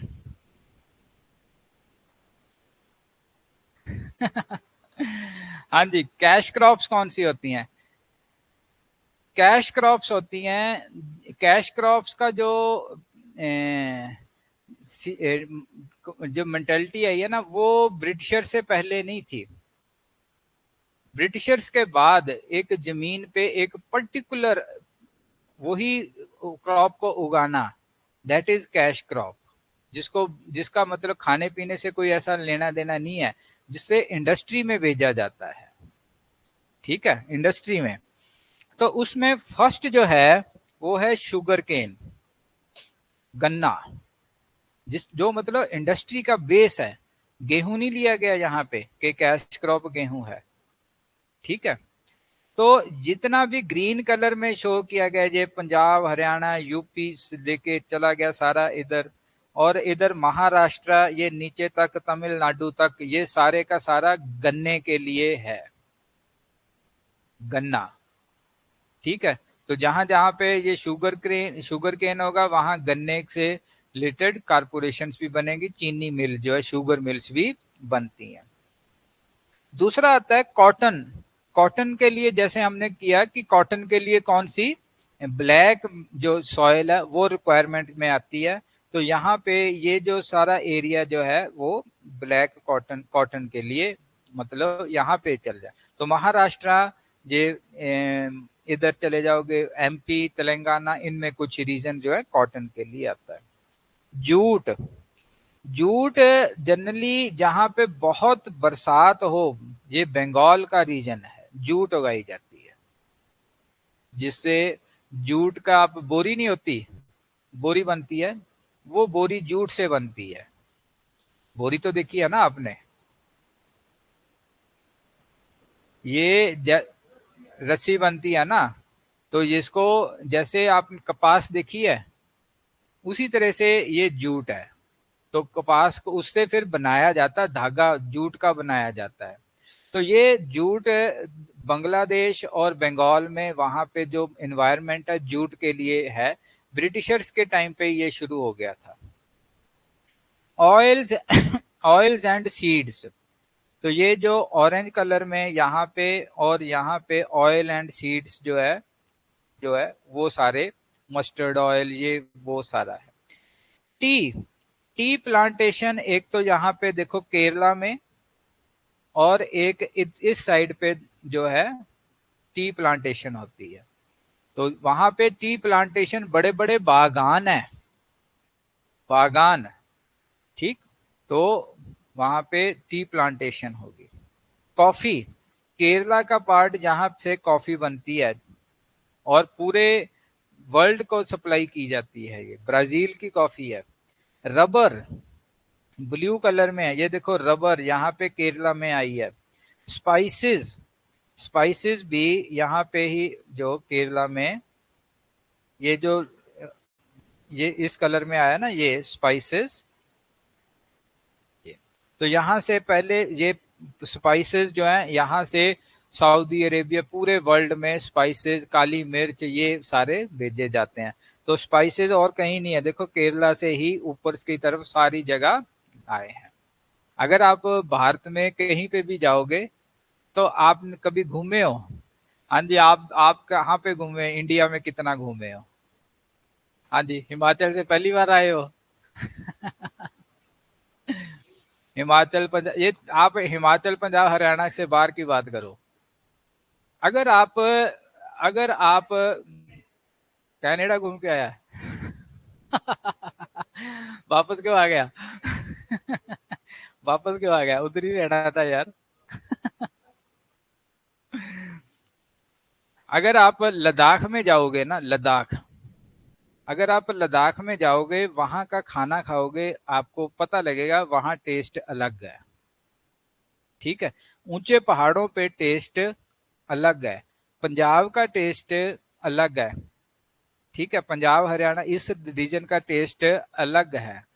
ठीक है, अचार, ऊपर अचार नहीं खाया जाता, यहाँ पे अचार खाते हैं, यहाँ पे अचार खाते हैं। ठीक है, दूसरा, अगर आप गुजरात में जाओगे, उनके खाने में आप खाओगे ना, तो जैसे हर खाना थोड़ा थोड़ा मीठा होता है, हर जो दाल भी बनाएंगे वो थोड़ी मीठी सी होगी। ठीक है, वो दाल भी बनाएंगे वो थोड़ी सी मीठी होंगी। तमिलनाडु या साउथ इंडिया का लोग है, वो तो आजकल यहाँ पे भी डिश बनाई जाती है, सांबर, क्या क्या होता है, इडली डोसा, वो यहाँ पे भी खाते हैं। ठीक है, वहां पे जो इडली डोसा वो सुबह शाम रात खा सकते हैं, पर हम ओकेजनली खाते हैं, कभी मतलब 2-3 हफ्ते बाद हम गए तो चलो आज घर में भी बना लेते हैं इडली डोसा, पर वहां का है। ठीक है, केरला में जाओगे वहां का टेस्ट अलग है, मुंबई का टेस्ट अलग है। ठीक, मुंबई का टेस्ट अलग है, बंगाल का टेस्ट अलग है। ठीक, और नेपाल में जाओगे तो वहां पे कुछ टेस्ट अलग है। वहां एक तो फसलें अलग अलग हैं, और दूसरे वहां के लोगों के रहने सहने के लिए एनवायरनमेंट भी अलग चाहिए। हम यहाँ पे अगर आप कहोगे कि सी कोस्टल एरिया में जाओगे, मछली खाने वाले ज्यादा लोग होंगे, वहां मछली खाते हैं, चावल खाते हैं, मछली ज्यादा खाते हैं। ठीक है, पर हम लोग यहाँ पे मछली नहीं खाते हैं। झूम कल्टीवेशन क्या होती है? हाँ जी, किसी को पता है झूम कल्टीवेशन क्या होती है? हाँ जी, इनमें से कोई सो तो नहीं गए, बहुत से लोग भाग जाते हैं भाई। कामनी सैनी, अमनप्रीत, राजन कामनी सैनी को पता होगा झूम कल्टीवेशन क्या होती है।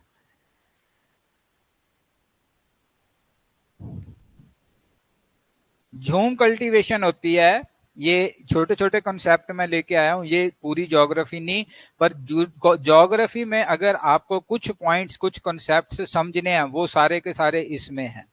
झूम कल्टीवेशन होता है कि जंगल पर आदिवासी लोग जंगल में रहते हैं, वो एक किला छोटी सी जमीन होगी, एक किले जंगल को आग लगा के, काट के आग लगा देते हैं, और उसकी राख कहीं दूर दूर नहीं, उसी राख में वो ऊपर जमीन में वो हल भी नहीं चलाते, उसी में जो बीज को फेंकते हैं, वो उसमें क्योंकि वो राख होती है, उसमें वो बड़ी अच्छे से फिर से पैदा होती है।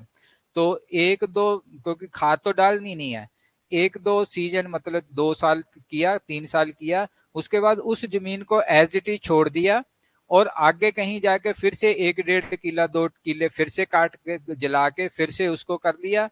इस तरह से पीछे फिर से उग गया, जो पीछे छोड़ी थी फिर से उग गया। इसको कहते हैं झूम कल्टीवेशन। आदिवासी इलाकों में ये झूम कल्टीवेशन की जाती थी। पर जब ब्रिटिशर्स आए तो ब्रिटिशर्स ने इसको बैन कर दिया। ठीक है, बैन कर दिया, फिर आदिवासियों ने संघर्ष किया। अब आदिवासियों को थोड़ा सा राइट मिला है कि आप इतने इलाके में आप झूम कल्टीवेशन करोगे, क्योंकि जंगल वैसे ही कम है, आप जंगलों को खराब नहीं कर सकते। ठीक, तो वो कहाँ पे है? Nagaland, Manipur, Assam, Meghalaya, Arunachal Pradesh, Tripura and Mizoram. That means jhum cultivation जो हमारी 7 सिस्टर्स हैं वहां पे है। ठीक, छोटे से वहां कबीला कबीला कहोगे आप, छोटे छोटे इलाकों में वो रहते हैं, और जूम कल्टीवेशन इस तरह से है। ये कौन है जी? हाँ जी, स्वामीनाथन है। ये MS स्वामीनाथन है। प्रधानमंत्री फसल बीमा योजना में इनकी फोटो क्यों लगाई गई है? इनकी 96th बर्थ एनिवर्सरी मनाई गई, तो क्यों लगाई गई है? जो आप पंजाब में, अगर जो पंजाब में जो है ना, जो सिख नहीं, सॉरी, किसानों के इशू की न्यूज सुनते होंगे तो उसमें आता है, किसान कई बार लीडर बोलता था वही स्वामीनाथन रिपोर्ट लागू करो, पानी का बंटवारा उससे होगा। मतलब पानी की रिक्वायरमेंट जो है उसके उसको देख के स्वामीनाथन ने ग्रीन रेवोल्यूशन जो पंजाब और हरियाणा में हुई, उसको जो रिकमेंडेशन जो थी वो स्वामीनाथन की रिपोर्ट थी। 1968 में, 1968 के बाद जो पंजाब में जो पहले इतनी पैदावार नहीं थी, अब जितनी पैदावार बढ़ी है, खेती बाड़ी में पानी की जरूरतें पूरी की गई है, और इसमें मॉडर्नाइजेशन की गई है, और पंजाब में एग्रीकल्चर यूनिवर्सिटी ओरिएंटेड की गई है। तो वहां से बाहर पहले उस टाइम पे फॉरेनर्स यहाँ पे साइंटिस्ट विजिट किए, साइंटिस्टों ने खेतों में विजिट किया, मिट्टी को स्टडी किया गया, पंजाब की मिट्टी को स्टडी किया गया। पंजाब की मिट्टी के अकॉर्डिंग जो हाई यील्ड सीड्स थे यूनिवर्सिटियों में वो बनाए गए, उससे पंजाब की पैदावार बढ़ी है। तो उसमें इनका नाम आता है MS स्वामीनाथन। अब ये कौन है? Doctor Verghese Kurien. Milkman of India.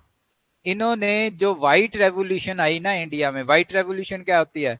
दूध की क्रांति, दूध, वो इन उसका नाम है doctor Verghese Kurien, milkman of India है। इसको तीन स्टेप में लेके आए थे ये, ठीक है। तो पंजाब, हरियाणा, जो यहाँ पे एग्रीकल्चर स्टेट्स हैं, वहीं पे पंजाब जहाँ पे ग्रीन रेवोल्यूशन आई है, वहीं पे व्हाइट रेवोल्यूशन भी आई है। पर व्हाइट रेवोल्यूशन यही नहीं, गुजरात, महाराष्ट्र, जहां पे भी खेती बाड़ी थी वहां पे आई है व्हाइट रेवोल्यूशन, ठीक। तो ये जितने भी आप अमूल डेयरी, इंडिया में मिल्क फेड, और कौन कौन सी है, वेरका, ये नाम आते हैं ना, ये सारी कारपोरेशन हैं मिल्क फेड, इनके बाद ही शुरू हुआ है। डॉक्टर वर्गीस कुरियन की जो रिपोर्ट के बाद ही ये शुरू की गई है।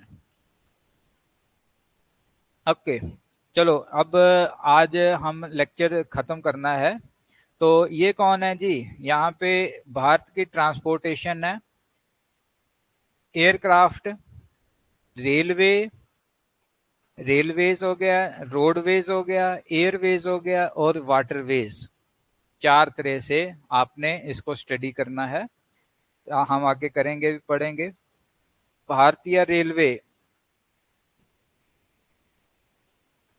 ये वाटरवेज हैं। आज मैं इसको एक्सप्लेनेशन पे नहीं जाऊंगा, वाटरवेज है। वाटरवेज में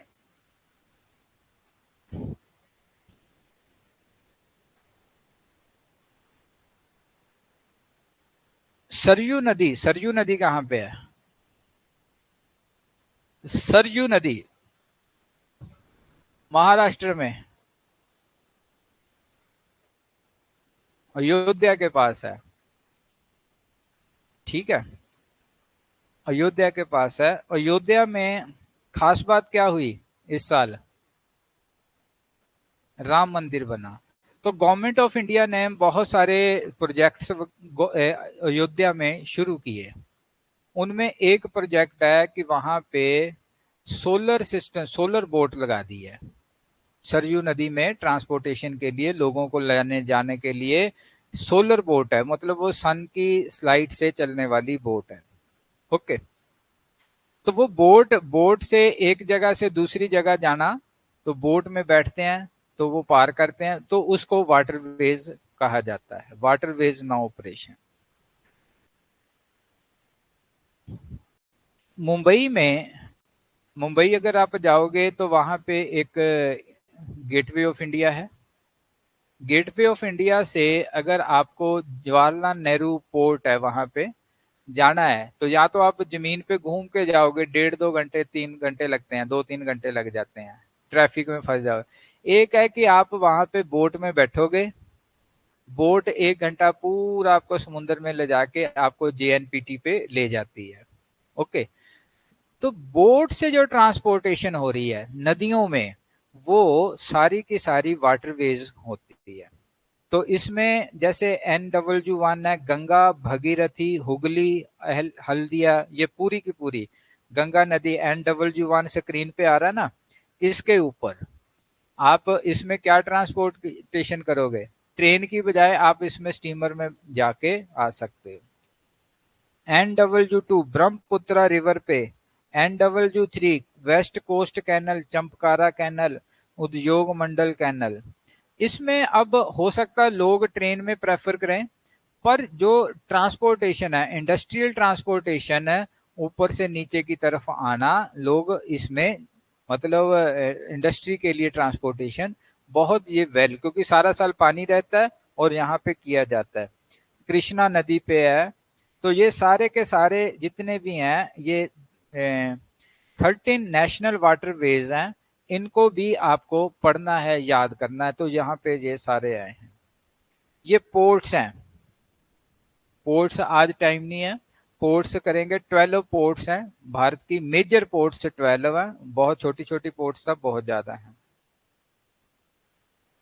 मिनरल्स हैं, ये कल करेंगे जी आपको, ये हमने कर दिया था एक्सटेंडेड मेरिडियन। ये इंडिया का पॉलिटिकल मैप है, कितनी स्टेट्स हैं, कितने यूनियन टेरिटरीज हैं। यूनियन टेरिटरी कौन कौन से हो गए हैं? ऊपर से शुरू करें। लद्दाख, लद्दाख यूनियन टेरिटरी है, यूटी। और मेरे ख्याल से लद्दाख सबसे बड़ा यूनियन टेरिटरी है। सबसे बड़ा। अगर वो अब कितना एरिया पाकिस्तान में है वो तो पाकिस्तानी है। जम्मू कश्मीर, ये भी यूनियन टेरिटरी आ गया। चंडीगढ़, शो किया अलग से, चंडीगढ़ छोटा सा सिटी है, Chandigarh union territory. New Delhi, वो भी यूनियन टेरिटरी है। दादरा नगर हवेली, दीव, दमन, ये सारे जो हैं दमन एंड दीव। और इसके बाद पुडुचेरी। और कौन कौन से हैं जी?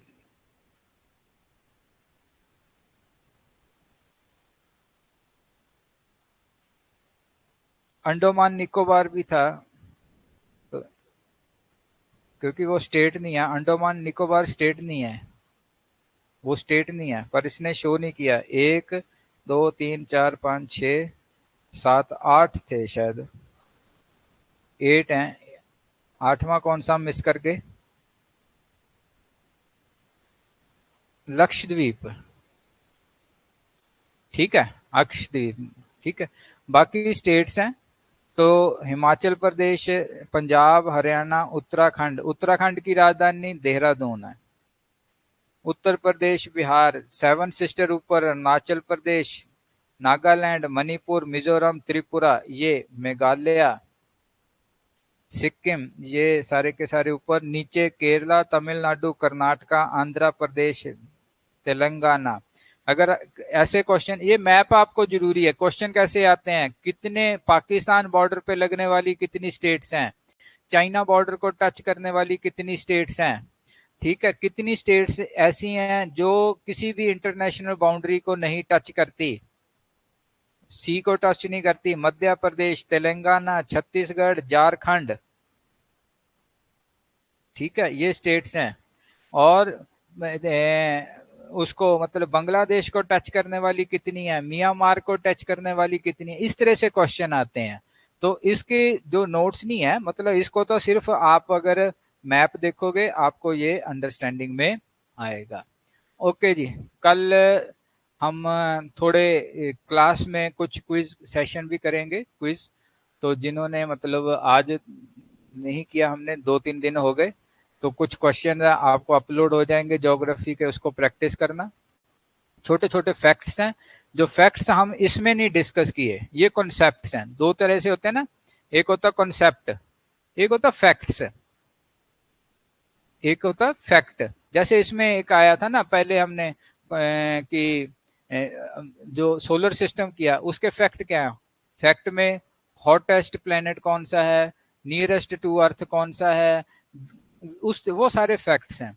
फैक्ट्स हम कल डिस्कस करेंगे, तो उससे फिर ये ज्योग्राफी कंप्लीट होती है, और कुछ क्वेश्चंस भी हम करेंगे। ओके।